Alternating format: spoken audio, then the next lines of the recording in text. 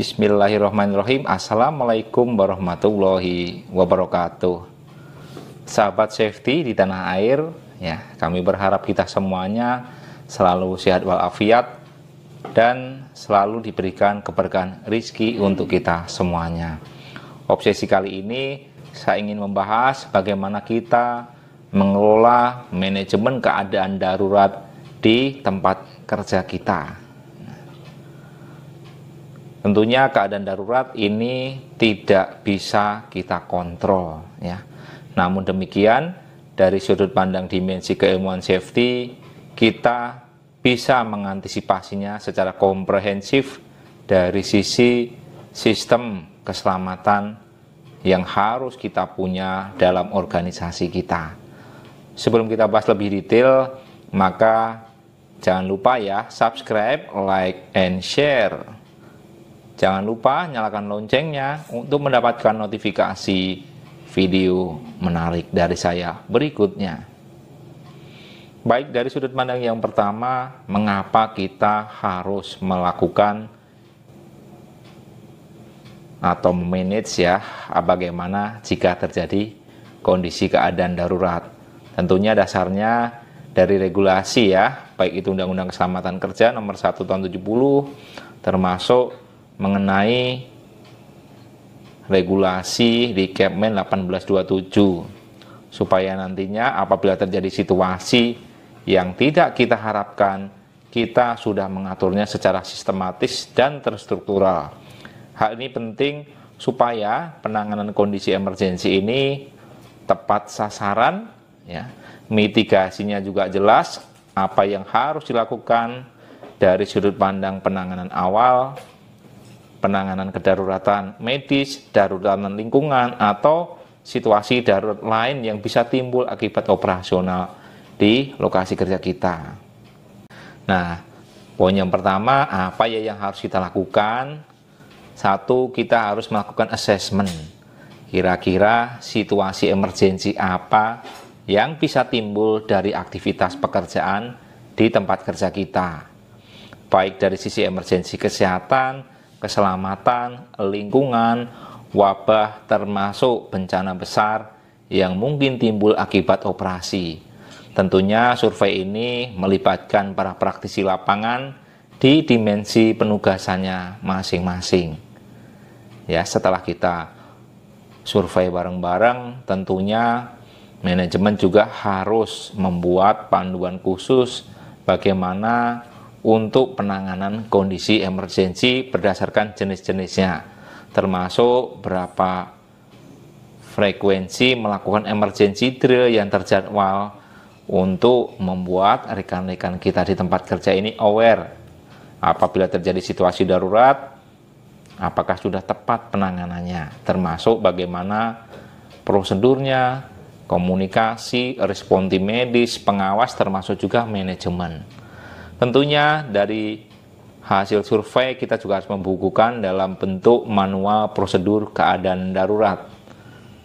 Manual prosedur keadaan darurat ini dibuat ya, tentunya secara komprehensif ya, muatannya banyak. Selain jenis darurat, bagaimana komunikasi keadaan darurat sesuai dengan jenisnya. Kemudian siapa orang pertama yang kita bisa hubungin apabila terjadi kondisi darurat ya. Kemudian dari sana setelah buku ini dibuat ya, maka kita juga harus sampaikan kepada rekan-rekan supaya dipahamin apabila terjadi kondisi darurat dengan berbagai skenario, maka kita harus melakukannya dengan tepat agar tidak terjadi kegagalan dalam penanganan ataupun melakukan tindakan awal sehingga bisa dilakukan dengan optimal. Manual prosedur keadaan darurat kita harus ya sampaikan kepada rekan-rekan di lapangan. Jangan lupa ya, siapkan buku manual prosedur keadaan darurat, tempatkan di masing-masing lokasi kerja. Suatu saat bisa diakses dan digunakan dengan cara yang tepat ya, termasuk bagaimana mengkomunikasikan secara rutin kepada rekan-rekan di lapangan. Selain manual prosedur keadaan darurat, tentunya kita juga harus membuat mitigasi dari manajemen, yaitu krisis manajemen tim. Kenapa kita harus atur situasi krisis? Ya, bisa terjadi kapanpun dan dimanapun. Kalau kita tidak tetapkan bagaimana mengkomunikasikan, mengeskalasi, tentunya ini akan menjadi berita chaos yang luar biasa dan tidak bisa dikendalikan dengan baik. Maka harus didevelop dari organisasi kita. Selain krisis manajemen tim, ada juga ya krisis manajemen unit. Kalau ada isu-isu yang beredar di luar, contoh adanya isu demo, adanya pemogokan, maka manajemen harus melakukan meeting darurat dengan orang-orang atau personel dengan jabatan tertentu beserta koordinatornya supaya bisa mengatur strateginya. Bagaimana pengamanan jalur pekerjaan, bagaimana akses jalur transportasi karyawan, termasuk bagaimana apabila ada situasi emergensi yang mungkin bisa terjadi dalam penanganan awal dari munculnya isu-isu tersebut. Nah, dari sana manajemen juga harus memikirkan apa-apa saja fasilitas emergensi yang diperlukan untuk menangani apabila di tempat kerja kita mengalami kondisi emergensi.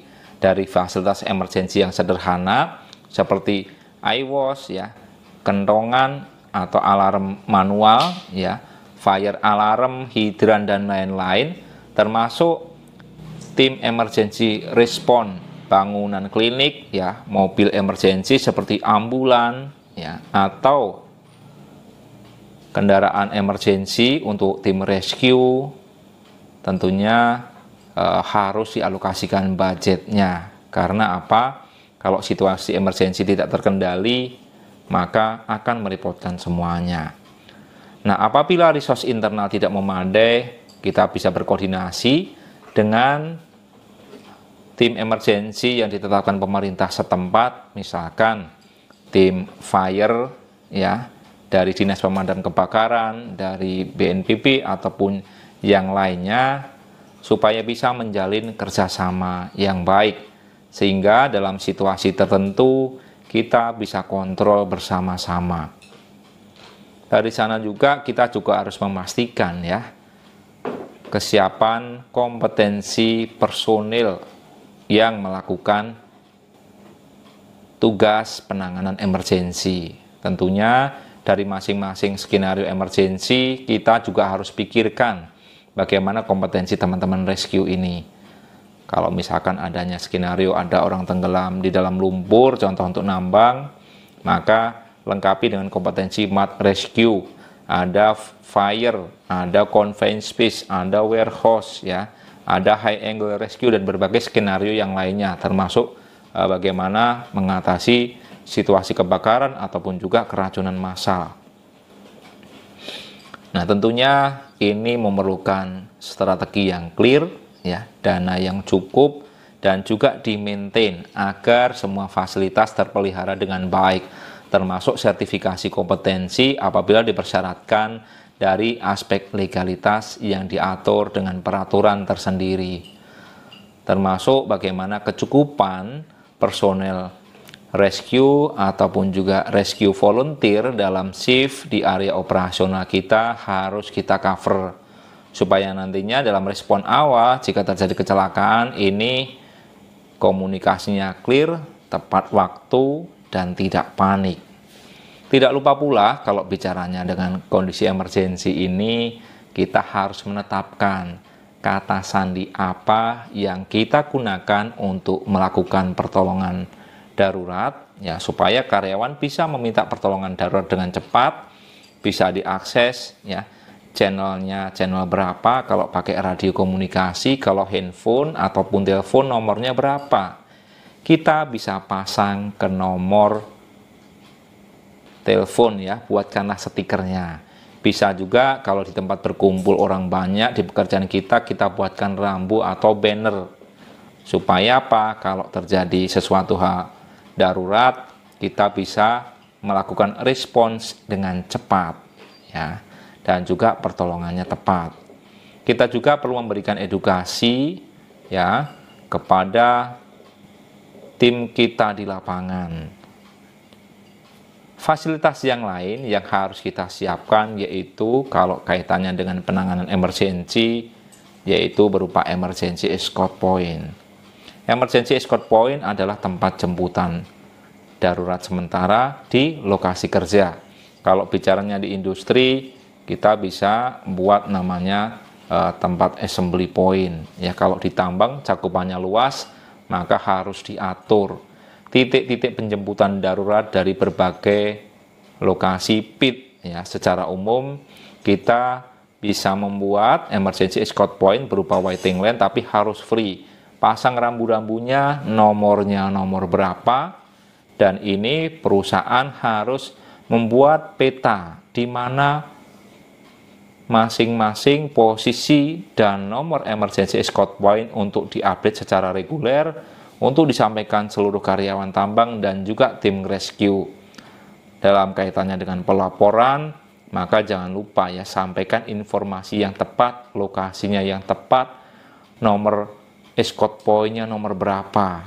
Ini penting supaya tim rescue tidak salah alamat, tidak tersesat, dan juga lokasinya juga harus familiar.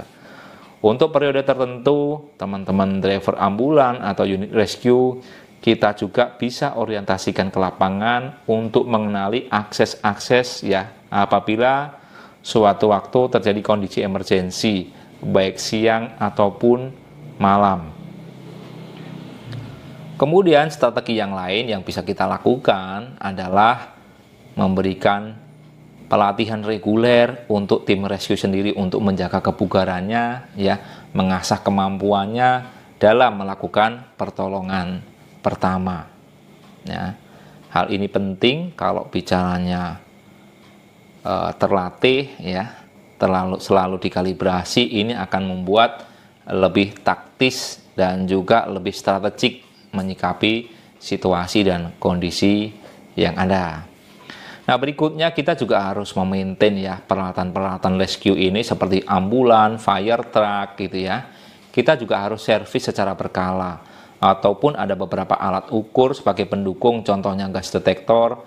Jangan lupa dikalibrasi sesuai dengan manufakturingnya. Misalkan berapa nih, 6 bulan ya, kita harus siapkan ya, kirim ke lembaga kalibrasi.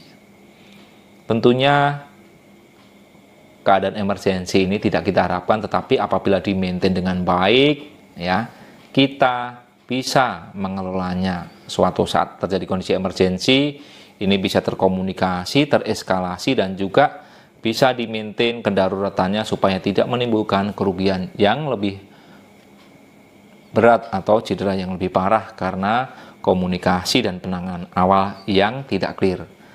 Demikian ya disampaikan, mudah-mudahan informasi ini bermanfaat dan memberikan tambahan wawasan untuk kita semuanya. Jangan lupa berbagi supaya semua lebih care, lebih aware dengan situasi darurat yang kapan saja bisa terjadi dan kita alamin. Akhirul kalam, wassalamualaikum warahmatullahi wabarakatuh.